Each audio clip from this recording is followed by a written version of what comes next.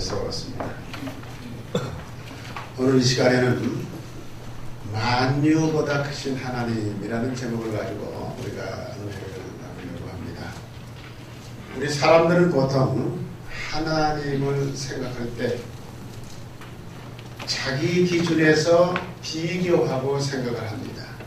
그렇기 때문에 하나님의 놀라운 능력을 제한하기도 하고 깎아내리기도 하고 하나님이라고 그런 거 다 할 수 있나 이런 식의 말을 쉴 새 없이 해대면서도 교회는 다니고 있습니다. 그러니까 그 말은 무슨 말이냐 그러면 내가 믿는 하나님, 내가 믿는 예수님이 어떤 정도의 존재인지를 확실하게 모르고 어렴풋이 나하고 비슷하다라는 생각을 가지고 있는 거죠. 그래서 예수님이 동정녀 탄생하셨다. 그건 성경의 얘기지 그런 일이 있을 수 있나 이렇게 생각하시죠. 하나님은 능치 못하심이 없습니다. 하나님이 하시고자 하시면 무슨 일이든지 가능합니다. 그런데 자꾸 내가 할 수 없는 일은 하나님도 못한다고 생각합니다. 예수 그리스도께서 갈릴리 호숫가를 걸어가셨다. 그게 말도 되는 소리도 아니잖아. 그냥 성경에 써 있는 거지.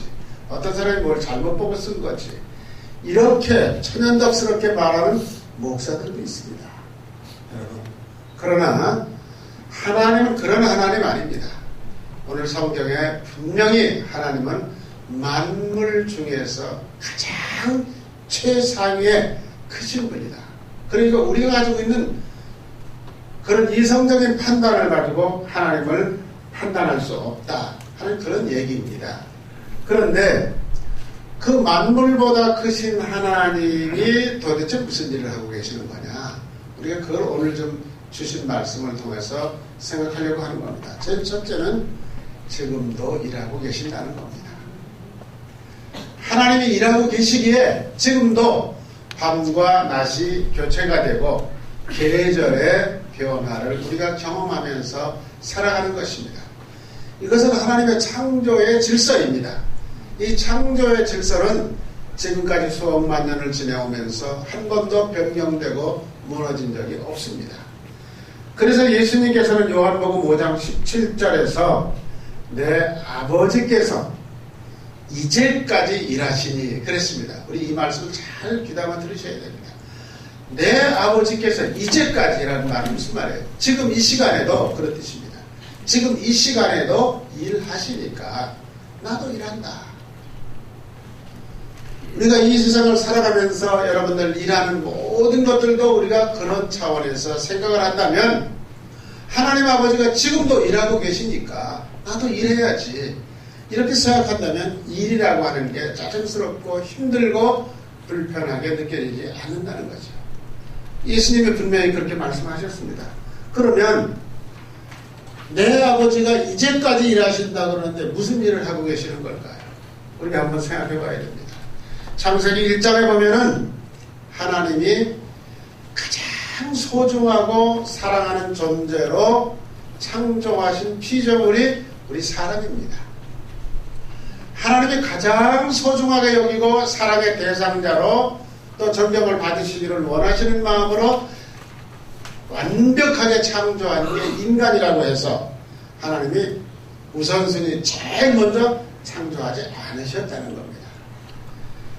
당신께서 창조하신 그 피조물 가운데 가장 멋지고 훌륭한 사람이 살아갈 수 있는 모든 환경을 다 만들어 놓고 난 다음에 마지막에 인간을 창조해 주셨다.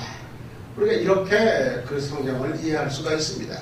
예를 들면 젊은 청년 남녀가 연애를 해서 결혼을 한다. 그럼 결혼 준비를 하죠.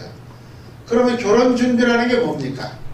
우리 둘이 앞으로 가정을 이루어서 아무 염려 없이 정말 사랑을 나누면서 다른 사람들에게 멋지게 보여주면서 살아갈 수 있는 모든 준비를 미리 하는 거죠.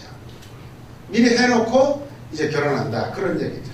근데 그게 너무 요즘은 지나치게 미리 할 게 많다고 생각을 하다 보니까 이제 결혼 연령까지도 다 늦어지고 안 하는 사람까지도 많이 생기는데 원리적으로 보면 그렇다는 것입니다. 그래서 지금도 하나님께서는 사랑하는 백성들 여러분들과 저를 위해서 이 땅에 살고 있는 하나님께서 창조하신 인간들을 위해서 지금도 하나님은 일하고 계신다는 것입니다. 그래서 다윗은 성경에 뭐라고 얘기하고 있느냐? 시편 139편 16절에서 이렇게 말하고 있습니다. 우리 화면이 죄송합니다. 화면이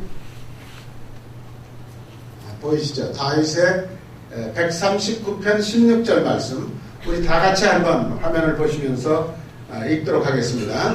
내 형질이 이루어지기 전에 주의 눈이 보셨으며 나를 위하여 정한 날이 하루도 되기 전에 주의 책에 다 기록되었나이다. 여러분 이 말씀 한번 곰곰이 생각해 보세요. 내가 내 어머니의 자궁 안에서 한 생명으로 잉태되기 전에 주님께서 보셨답니다. 그리고 주님께서 나의 정한 날이 되기 전에, 정한 날이라는 건 뭐예요?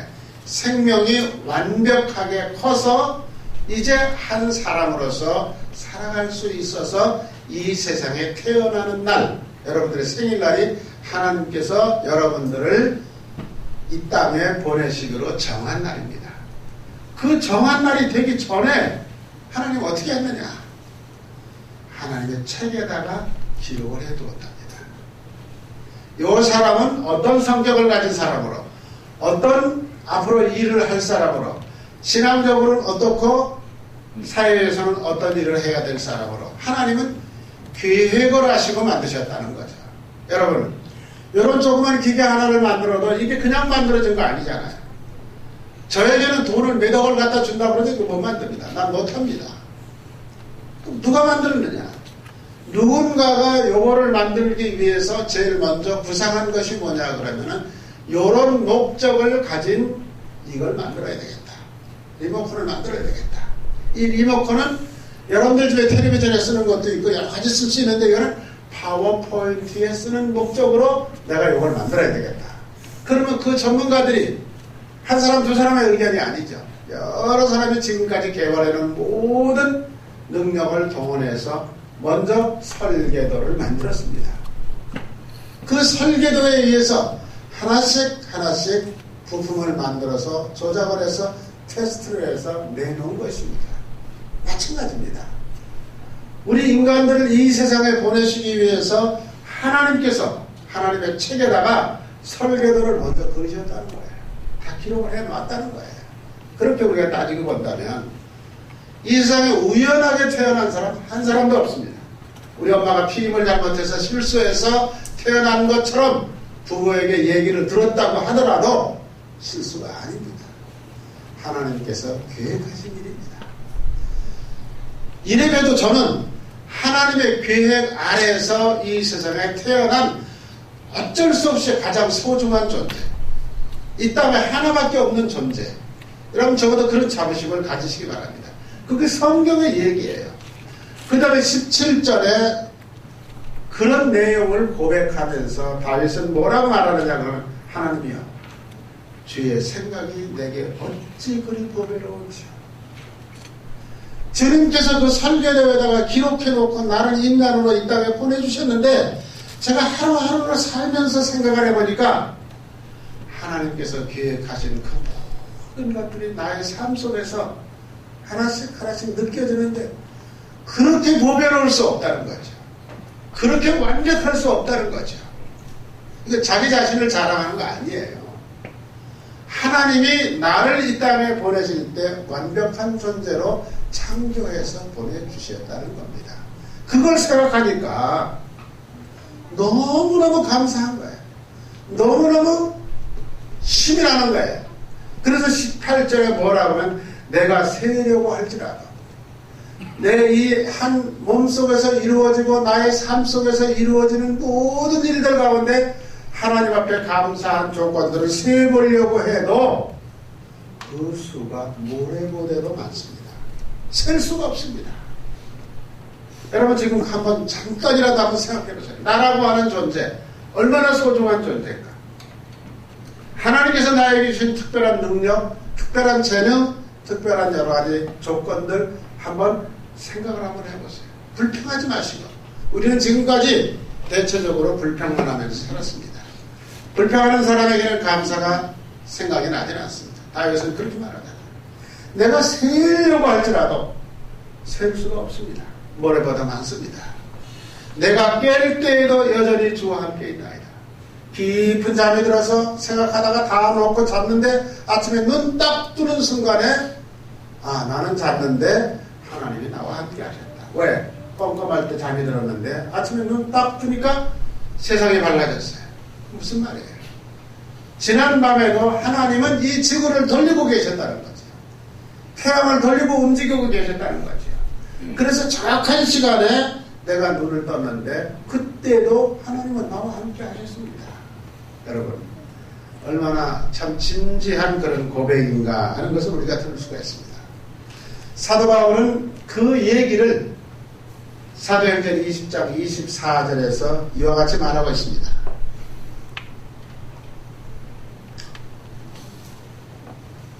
바울이 말하는 것 성경에 지금 파란 글씨로 여기 화면에 뜨고 있는데 여러분들 깨끗하게 보이신다면 그것도 같이 한번 우리 읽어보겠습니다. 내가 달려갈 길과 주 예수께 받은 사명 곧 하나님의 은혜의 복음을 증언하는 일을 마치려 하며 나의 생명조차 조금도 귀한 것으로 여기지 않았다. 바울이라고 하는 청년은 나이가 30세가 될 때까지 하나님의 존재를 몰랐어요.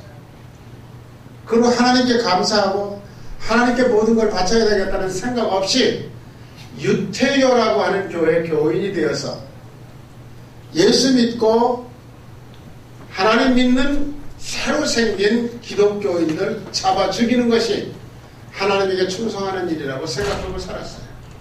그런데 어느 날 하나님의 존재를 깨닫고 난 다음에 이분이 하는 얘기예요. 이게 나의 달려갈 길과 주 예수께 받은 사명 그랬습니다. 사도 바울은 솔직히 말하면 엄청나게 공부 많이 한 사람입니다. 그 공부 가지고 어디 가서 출세해본 일도 없습니다. 그저 예수 믿는 사람들 잡으러 다니는 일에 최선을 다했던 사람이었습니다. 그런데 하나님의 존재를 깨닫고 만물보다 크시고 지금도 나를 컨트롤하고 계시는 하나님을 발견하고 난 다음에 사도 바울의 마음속에서 지금까지 장가도 들지 않고 돈 벌려고 생각하지도 않고 매맞고 배고프고 고생하고 가는 데마다 관세 받으면서 욕먹으면서 그리스도의 복음을 증거했습니다. 그게 예수 그리스도로부터 받은 사명입니다. 다메섹 도상에서 예수 그리스도를 만났을 때 주님께서 말씀하셨어요. 내가 이제 너를 이방인의 전도자로 보낸다. 그게 바울에게 주신 주님의 사명이에요. 그 이방인들에게 복음을 전하기 위해서 1차 전도, 2차 전도, 3차 전도 전도 여행을 하면서 매를 수도 없이 맞았고 죽을 고비도 수도 없이 넘기고 굶기도 많이 했습니다. 그 사명 곧 하나님의 은혜와 복음을 증언하는 일을 지금까지 조금도 불평하지 않고 신바람 나게 매를 맞아도 신바람 나고 밥을 굶어도 신바람 나고 잠을 못 자도 신바람 났습니다. 왜? 하나님의 그 은혜를 생각하니까 견딜 수가 없었어요. 그래서 이제는 내가 죽어도 내 생명이 떨어진다고 하더라도 나는 조금도 주님 원망하지 않겠습니다. 그런 뜻이에요. 그러니까 얼마나 신바람 나게 하나님의 창조의 섭리와 하나님의 놀라운 능력을 의지하고 이분이 살았는가 하는 것을 볼 수가 있습니다. 다시 말하면 하나님을 그렇게 충성스럽게 믿을 수 있는 믿음의 근거가 뭘까? 그것은 하나님이 만물보다 크시다는 분이라는 것을 확실하게 깨닫고 그분이 나를 설계하셔서 이 땅에 보내주시고 지금도 나를 위해서 일하고 계신다는 사실을 깨달았기 때문에 하나도 힘들게 느끼지 않은 거죠. 그 다음에 두 번째는 하나님이 만물보다 크신 첫 번째는 지금도 일하신다는 겁니다. 그 다음에 두 번째는 뭐냐? 자기 부정의 사람들을 사랑하신다는 겁니다. 요한복음 10장 17절 말씀입니다. 내가 목숨을 버리는 것은 그것을 내가 다시 얻기 위함이니 이로 말미암아 아버지께서 나를 사랑하시느니라. 여러분 이 말씀 잘 생각해 보세요. 내가 목숨을 버린다. 목숨까지는 안 버린다고 하더라도 내가 가지고 있는 모든 것을 다 내려놓는다. 주장하지 않는다. 욕심 부리지 않는다. 이 말은 무슨 말이야? 우리 인간들의 마음속에는 욕심이 끝없이 많이 있습니다. 질투가 있습니다. 시기가 있습니다. 그러나 그런 거 다 내려놓는다는 거야. 다 내려놓고 하나님만 바라다 보니까 아버지 하나님께서 자기를 사랑하신다는 것을 알게 된다는 거예요. 미국에 유학을 간 어떤 젊은 학생이 결혼을 했습니다. 그리고 하버드 대학원에서 역사학을 전공을 했습니다. 근데 어느 날 자기 아들을 데리고, 아들 이름이 동영이라고 그래요. 아들을 데리고 쇼핑센터를 갔답니다. 근데 쇼핑센터에 갔다 딱 내려오니까 이 녀석이 막 이리 뛰고 저리 뛰고 이걸 먹 저거 먹 뛰고 저쪽에 가서 장난감 큰 거 하나 탁 들고 왔대요. 그래서 이 아빠 생각에 이놈이 이 장난감이 무척 갖고 싶은가 보다. 사줘야 되겠다. 그 생각을 했대요. 그래서 이제 카운터로 갔는데 카운터에 있는 아가씨가 이리 줘봐. 근데 이 아이는 꼭 붙들고 안 놓더라는 거예요. 이리 줘봐. 그래 내가 너한테 계산해주고 네 걸 줘야 될 거 아니야. 너 그 아이는 무조건 그것만 붙들고 있는 거예요. 그때 이분이 깨달은 게 있다는 거예요.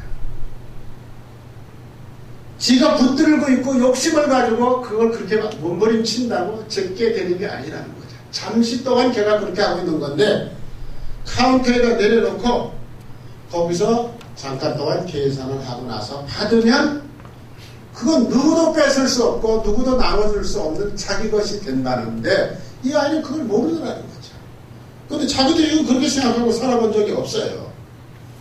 그래서 이분이 그때 이거로구나. 성경에 하나님께서 목숨을 버리는 것은 그것을 다시 얻기 위함이라는 얘기가 바로 이 얘기로구나. 그래서 이분이 그때부터 글을 쓰기 시작했어요. 내려놓음. 아시죠 누군지? 지금 몽골 국제대학의 교수로 가 있는 이용규 교수라는 사람입니다. 그분이 내려놓음이라는 책에 그 얘기가 나와요. 그때서부터 내가 모든 건 내려놔야 되겠구나. 서울대학 물리과대학에서 역사학을 전공하고 하버드 대학에 가서 역사학 전공해서 박사학위를 받고 나니까 자기 모교인 서울대학에서 와라, 연대에서 와라, 고대에서 와라, 미국에 있는 대학에서도 서로 붙들었는데 이분은 그때 그 책을 쓰면서 하나님 내가 갈 곳이 어딥니까? 몽골이라는 사실을 깨닫고 가장 내가 필요한 곳에 가서 내가 가지고 있는 학벌, 내가 가지고 있는 모든 것들 다 내려놓고 예수 그리스도의 심장으로 그 땅을 복음화시키는 일에 앞장서야 되겠다. 그때만 해도 이분 집사도 아니었어요. 지금도 그래서 교회 장로님이 되셨는지는 모르겠는데 지금도 목사 안수를 받는 사람도 아니에요. 그런데 그 책을 쓰시고 그 다음에 더 내려놓음 그런 책을 또 쓰셨어요. 자기가 내려놓은 것보다 더 많이 내려놔야 되겠다. 아직 멀었다. 그래서 정말 모든 걸 다 내려놓고 지금 거기 가서 일하고 계시는데 만약 제가 이런 생각해봐요. 그분이 그때 서울대학을 갔더라면 서울대학에 많은 교수들 가운데 한 사람으로서 책 썼으면 좀 팔리고 그랬겠죠. 근데 지금 몽골로 갔기 때문에 한국에 웬만한 사람들은 그 책을 안 본 사람이 없을 정도로 아주 유명하게 하나님께서 높여주셨어요. 몽골에 갔기 때문에 월급도 제대로 못 받고 살았지만 그 책을 팔아서 하나님이 다 채워주셨어요. 그 다음에 더 내려놓음 하는 책을 썼더니 그거 더 잘 팔리는 거예요. 그리고 한국의 교회, 학교, 대학, 단체 산업에서 시간만 되면 자기를 오라고 부르는 거예요. 그래서 가가지고 지금 여기저기서 평신도이면서 그리스도의 복음을 증거하는 일에 사용되어지고 있는 것을 우리는 볼 수가 있습니다. 이번에 이런 얘기를 했어요. 당신이 내려놓으면 하나님이 그때부터 움직이시기 시작한다. 움켜쥐면 소멸되지만 하나님께 맡기기만 하면 영적으로 풍성해진다. 그 책에 그렇게 기록하고 있습니다. 아직 책을 못 보신 분들이 있으면 이번 주간에 책방에 가면 다 있으니까 한번 사셔가지고 한번 곰곰이 기도하시면서 읽어보십시오. 이분이 어디까지를 내려놨는가. 그렇게 내려놓고 난 다음에 하나님께서 그에게 주시는 복이 무엇인가. 여기 성경에 나오는 말씀 가운데 버린다는 건 뭘 말하는 것일까. 목숨을 버린다 그랬습니다. 버린다는 것은 뭘까. 육신적인 욕심을 말하는 겁니다. 여러분 뭐 목숨 탁 잘라가지고 지금 자살하라 그런 얘기 아니에요. 우리 마음속에서 끝없이 솟아나오르고 있는 욕구, 가지고 싶은 거 내려놓으라는 거예요. 그러면 얻는 것은 뭘까? 얻는 것은 영적인 거라는 거죠. 영적인 것. 하나님께서 여러분들의 마음에 기쁨을 주시고 감사를 주시고 충만하게 채워주신다는 것입니다. 하나님은 영적인 사람이 되기 위해서 육적인 사람을 날마다 버리는 사람, 내려놓는 사람을 하나님은 좋아하시고 기뻐하신다. 그게 오늘 이 말씀의 주제입니다. 예수님께서 예루살렘을 입성하실 때 많은 사람들이 호산나를 부르면서 따라왔습니다. 물론 거기 예수님의 12제자도 있었습니다. 어느 집에 들어가서 식사하시면서 예수님께서 말씀하셨어요. 제자들에게, 자, 내가 이제 곧 잡혀서 죽을 것이다. 그때 베드로가, 선생님 무슨 말씀을 하십니까? 그리하면 안 됩니다. 할 때 예수님 뭐라고 하셨어요? 사탄아, 내 뒤로 썩 물러가거라. 너는 하나님의 일을 생각하지 않고 세상적인 일만 생각하는구나. 그렇게 말씀하셨어요. 그 많이 호산나를 부르고 따라왔던 많은 사람들, 마지막에 어떻게 됐습니까? 예수님이 가야바의 법정에 섰을 때 죽이라고 소리를 지른 사람들이 바로 또 그 사람들이었습니다. 왜? 그분들은 뭐 세상적인 욕구를 바라다 보면서 따랐기 때문에 결국 마지막에 가서는 그렇게 좌절할 수밖에 없는 상황이 되어버린 것을 우리는 성경을 통해서 볼 수가 있습니다. 여러분, 이게 예수님의 말씀이냐. 내가 정말로 나를 따라오고 싶으냐. 그러면 내 자신을 부인하고 나를 따라와라. 사도 바울은 고린도전서 15장 31절에서 나는 날마다 죽는다 그랬습니다. 아니 목숨이 몇 개길래 날마다 죽습니까? 그거 아니죠. 그렇게 예수 그리스도를 직접 만나고 사명을 받은 사도 바울의 마음속에도 매일 욕심이 솟구쳐 오르는 겁니다. 그래서 그 솟구치는 욕심을 끌어서 발라버리기 위해서 자기는 날마다 죽는다고 했습니다. 그렇다면 하물며 우리는 어떨까? 정말 우리는 날마다가 아니라 순간순간 죽어야 될 사람들 아닐까? 그래야 하나님께서 기뻐하시는 한 영적인 사람으로 인생을 승리하며 살아갈 수 있다는 거죠. 그 다음에 세 번째는 오늘 설교 제목입니다. 하나님은 만물보다 크시다. 우리가 이 말씀을 꼭 기억할 필요가 있습니다. 지금도 일하시는 하나님, 자기를 내려놓는 사람을 사랑하시는 하나님, 그 하나님은 어떤 하나님이냐? 만물보다 크시다. 아까 우리 권사님이 읽어주셨습니다. 요한복음 10장 28절 29절의 말씀입니다. 내가 그들에게 영생을 주노니 영원히 멸망하지 아니할 것이요 또 그들을 내 손에서 빼앗아갈 자가 없느니라. 그들을 주신 내 아버지는 만물보다 크시다. 그렇습니다. 만물보다 크시다. 여러분, 요 앞에 예수님께서 무슨 얘기를 하시느냐 하면 그런 얘기를 하십니다. 내 양이 아니므로 너희들은 나를 모른다. 내 양은 내 음성만 들어도 안다. 그리고 그들은 무슨 일이 있든지 나를 따라오게 되어 있다. 예수님 그런 얘기를 하고 계셔요. 자, 여러분들은 예수님의 음성만 듣고도 예수님을 따를 확신이 있습니까? 예수님의 음성을 어떤 방법으로 무엇을 통해서 들으시는 겁니까? 이런 예배 시간을 통해서, 기도 시간을 통해서, 성경 읽는 시간을 통해서, 그리스도인들이 쓴 책을 통해서 하나님은 여러 가지 방법으로 주의 음성을 여러분들에게 들려주고 계십니다. 그런데 우리가 그 하나님을 깨닫지 못한다는 것은 뭐냐? 주님을 모르고 있다는 겁니다. 그러나 주의 음성을 확실하게 구별할 줄 알고 들을 줄 알고 깨달을 줄 아는 사람들은 하나님이 만유보다 크시다는 확신이 그 마음속에 생긴다는 겁니다. 그렇다면 왜 사람들이 근심과 걱정에서 벗어나지 못하는 걸까? 왜 많은 사람들이 결정적인 순간에 하나님을 떠나고 있는 것일까? 인터넷 보면은 예수 있다가 서툴러가지고 불교로 갔다는 사람, 어디로 캐들교로 옮겼다는 사람, 안 믿기로 작제했다는 사람, 별별 사람들의 얘기가 다 나와요. 그러나 왜 그런 걸까? 여러분, 하나님이 만물 중에서 가장 크신 분이라는 사실을 지금까지 못 믿고 있기 때문에, 믿지 못하기 때문에 쉽게 하나님의 말씀을 떠날 수도 있고 근심 걱정해서 헤어나지 못하고 있는 것은 아닐까. 어떤 사람들은 돈만 있으면 돼. 연속국 보면 다 그런 얘기들이죠. 돈 많은 사람들이 그저 좋은 사위 얻으려고, 좋은 며느리 얻으려고, 돈 많은 집사람 데리고 오려고 온갖 수단과 방법을 가리지 않고 엮어지는 얘기들이 여러분들 텔레비전에 나오는 만날 연속극이에요. 이 세상 사람들은 지금 다 돈이 가장 소중한 것이라고 생각을 하면서 살아가고 있습니다. 또 장관이 된다든지 국회의원이 된다든지 어떤 명예를 얻는 것이 모든 걸 다 버려서더라도 그걸 얻어야 된다고 생각합니다. 여러분, 장관 5년 하는 사람 봤어요? 별로 없습니다. 순간적으로 얻어진 것은 순간적으로 끝나는 것입니다.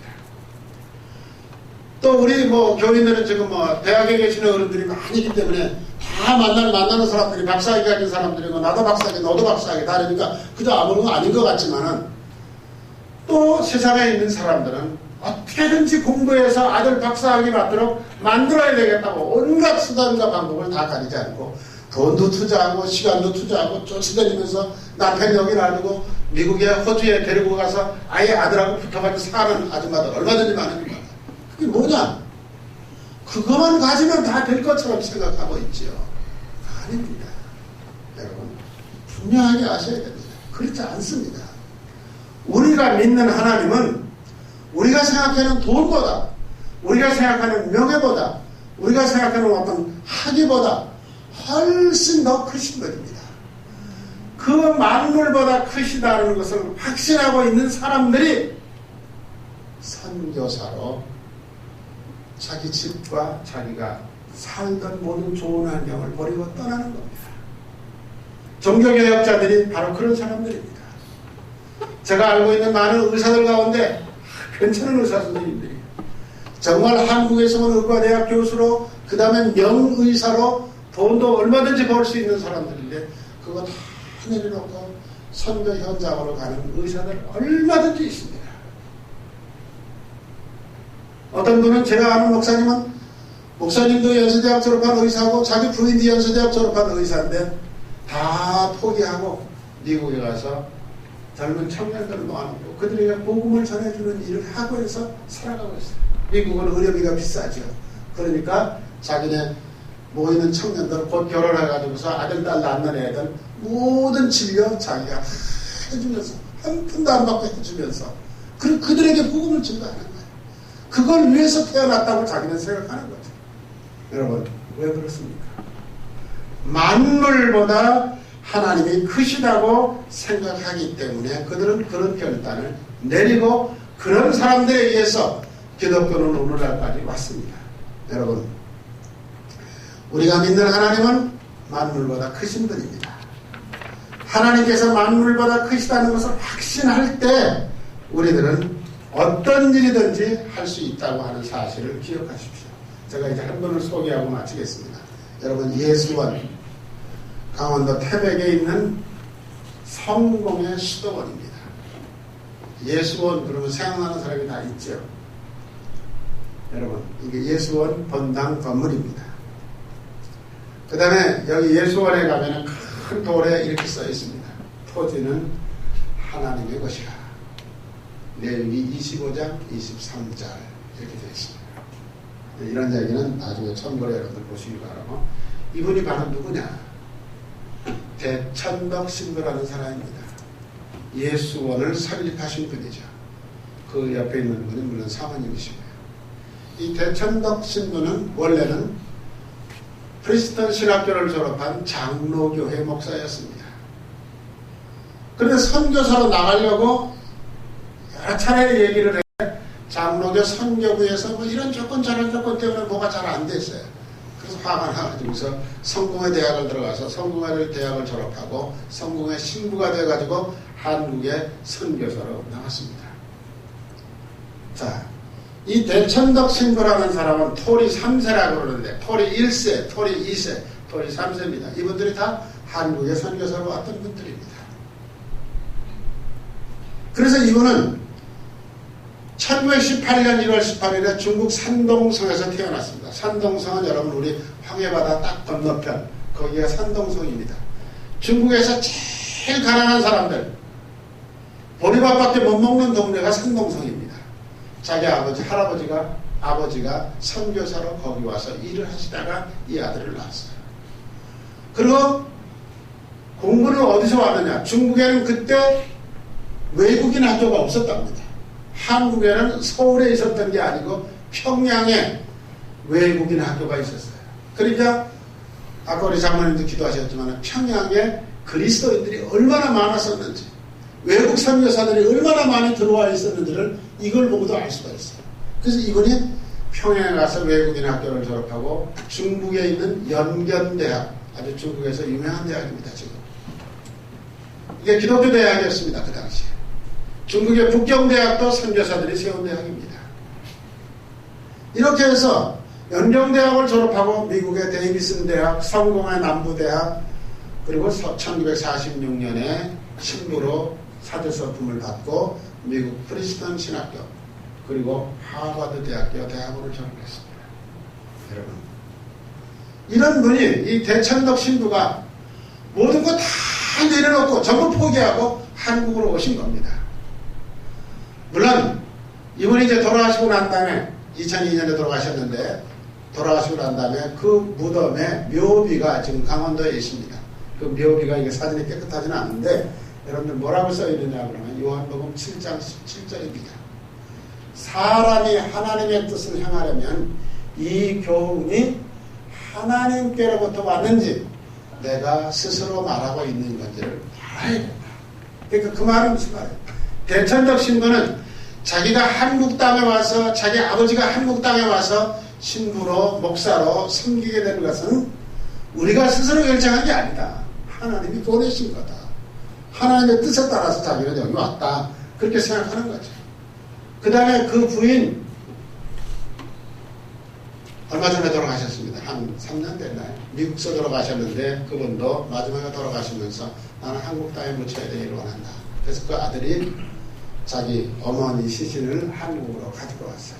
그분, 그 묘비에는 에베소서 3장 20절에서 21절에 우리가 구하거니와 생각하는 모든 것에 더 넘치도록 능히 하실 이에게 교회 안에서와 그리스도 예수 안에서 영광이 대대로 영원 무궁하기를 원하노라. 아멘. 이렇게 묘비를 써놨습니다. 여러분, 이 화려한 학력을 가진 대천덕 신부님이 58년 전에, 지금부터 58년 전입니다. 한국 땅에 오셨습니다. 오셔서 지금의 성공회 대학교를 설립하고 성공회 대학교 학장을 했습니다. 총장을 했죠. 한마디로 말하면 사도 바울처럼 모든 거 다 내려놓은 사람입니다.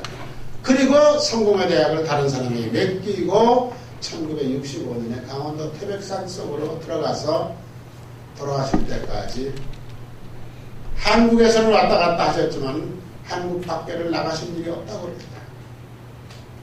그런데 이렇게 모든 세상에 내놓고 자랑하지는 않았다고 하더라도 성공회에서 장로교회에서 어디 가서든지 활동할 수 있는 모든 백그라운드를 가지고 있는 이분이 왜 한국에 와서 그것도 강원도 산골짜 아무도 안 사는 산속에 들어가서 이런 일을 했을까?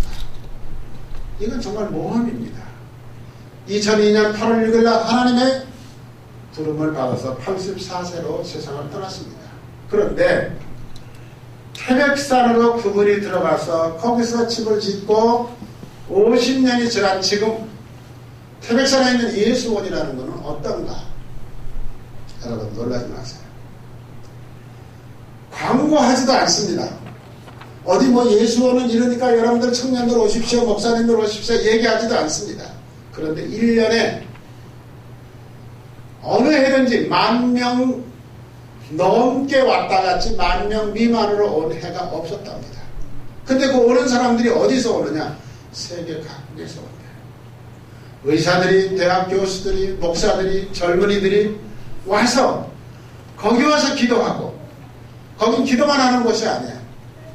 저녁 시간에는 기도하고 낮 시간에는 일해야 돼요. 밭에 가서 감자도 캐고 고구마도 캐고 또 새로운 작물을 심고 땀을 흘려가면서 일하면서 정말 하나님이 이 역사 속에서 우리에게 맡기신 일이 뭘까? 그런 것을 깨닫고 돌아가는 그런 장소라고 합니다. 그래서 한번 갔다만 오면 사람이 변한다고 해요. 가나안 농군학교 갔다 온 사람들이 변하듯이 거기만 갔다 오면 변한다고 해요. 이미 대천도 신부님은 돌아가셨고 사모님 돌아가셨는데도 불구하고 매년 세계 각국의 많은 사람들이 찾아온다는 겁니다. 자, 대천도 신부님은 아까 말씀드렸습니다. 세계를 누비고 여행을 하신 적이 없다고 해요. 37년간 태백산 속에서 예수원을 지켰습니다. 그가 믿는 하나님은 만물보다 크다고 그는 확실히 믿고 있었기 때문에 가능했던 일이죠. 그 산속에 들어가서.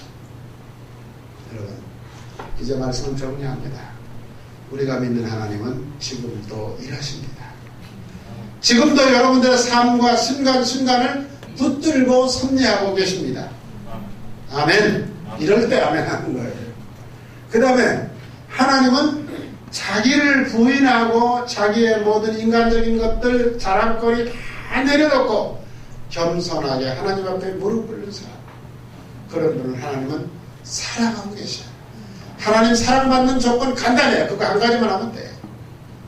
그 다음에 하나님은 만물보다 크신 분이에요. 만물보다 크신 분이기 때문에 우리는 모든 것 다 그분에게 맡기시기만 하면 하나님께서 여러분들을 고아처럼 내버려두지 않으셔요.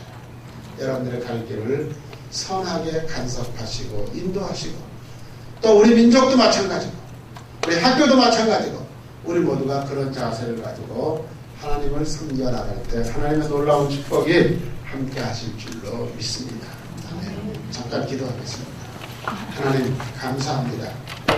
오늘 아침 저희들을 주의 전으로 불러주시옵시고, 우리가 믿는 하나님은 지금도 일하시는 분, 우리가 믿는 하나님은 자기를 내려놓고 모든 것을 주님께 맡기는 자기 구정의 사람들을 끌어안으시는 하나님, 그리고 우리가 믿는 하나님은 만물보다 크셔서 우리의 모든 문제를 해결해 주시는 능력의 하나님이심을 믿습니다.